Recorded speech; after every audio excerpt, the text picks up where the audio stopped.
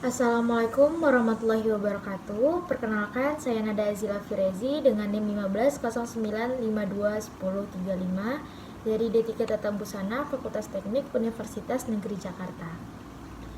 Selamat pagi, siang, sore, dan selamat malam untuk Ibu pengampu, yaitu Ibu Dr. Wesnina MSN. Di sini saya akan mempresentasikan yaitu Prehistory Culture, yang dimana adanya sebuah lukisan dan patung. Yang patungnya itu ada beberapa golongan. Yang pertama itu ada The Venus of Willendorf, yaitu patung yang paling terkenal dan paling penting dalam sejarah kita. Patung ini dijuluki patung wanita yang tingginya hanya beberapa inci dan dia diukir dengan sangat rumit. Bentuk patung ini bentuknya telanjang dengan payudara yang diperlihatkan penuh dan indah dan perutnya yang bundar. Lalu apa yang menarik dari The Venus of Willendorf ini? Yang menarik bagi para sejarawan yaitu daerah kepalanya yang menjadi tanda tanya besar. Kenapa? Yang pertama, apakah itu seperti topi rajut atau seperti rambut keriting? Yang kedua, ada The Venus of Besepoy, yaitu dapat kita lihat pada bagian kepala patungnya yang rambutnya seperti mewakili beberapa jenis kepangan atau plat lebih yang dibuat dengan rumit dan sangat indah. Lalu ada Graffitian Culture, yaitu merupakan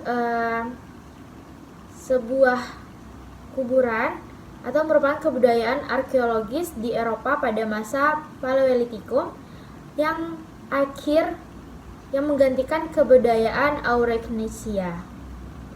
Lalu kebudayaan Eropa terakhir yang dianggap sebagai satu kebudayaan. Graffiti culture ini berada pada zaman es. Lalu pada zaman graffiti culture ini seringkali ditemukan mayat terkubur yang dianggap pangeran. Semua bagian putih kecil di tulangnya itu adalah cangkang dan gigi kecil dari binatang. Lalu setiap cangkang kecil atau gigi hewan kecil itu dilubangi, masing-masing memiliki lubang kecil di dalamnya yang dijahit bersama dengan busana yang dikenakan serta berada pada barisan yang tertata rapi. Lalu pakaian kulit yang telah lenyap selama ribuan tahun tetapi cangkang dan giginya itu tetap ada. Lalu ada yang namanya pakaian suku. Pakaian suku ini bisa sebagai pakaian non-suku yang digunakan untuk menandakan yang pertama itu status seseorang di dalam suku tersebut, yang kedua keberanian, yang ketiga elemen spiritual orang suku tersebut, dan keempat rasa memiliki. Pakaian suku ini biasanya dikenakan oleh orang-orang dari suku Afrika, Australia maupun suku lainnya.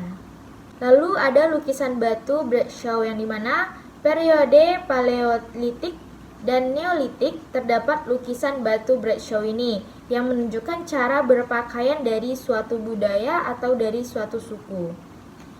Adanya orang yang berpendapat tentang lukisan ini seperti suku Dogon dari Afrika Barat yang digunakan sebagai busana pada upacara. Lanjut, lalu ada the Bog people, yaitu orang rawa.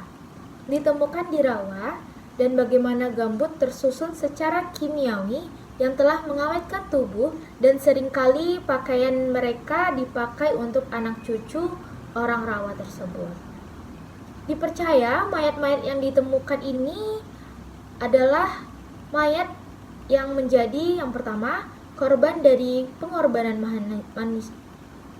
Yang pertama, korban dari pengorbanan manusia.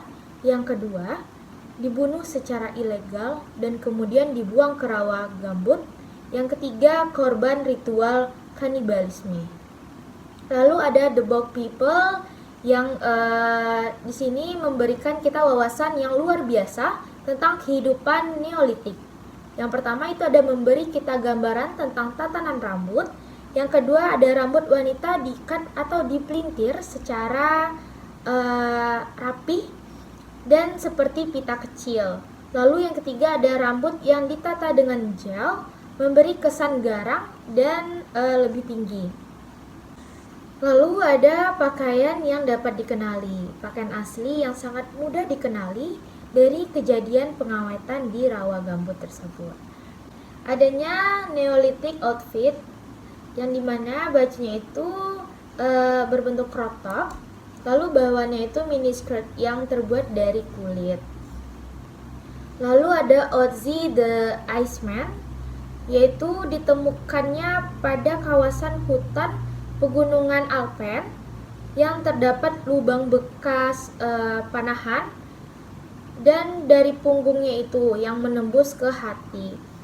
Lalu ada Ozzy tato yang ditemukan 40 tato berupa garis-garis kecil seperti berkode di seluruh tubuhnya yang berada di titik tekanan dalam tubuh manusia atau di titik-titik seperti titik-titik yang penting, dan ditemukan beberapa tulang yang patah. Lalu ada Brad Pitt yang dimana dia memiliki tato yang mengilustrasikan tubuh Ozzy ditemukan. Sekian presentasi saya. Apabila ada kesalahan mohon dimaafkan. Assalamualaikum warahmatullahi wabarakatuh.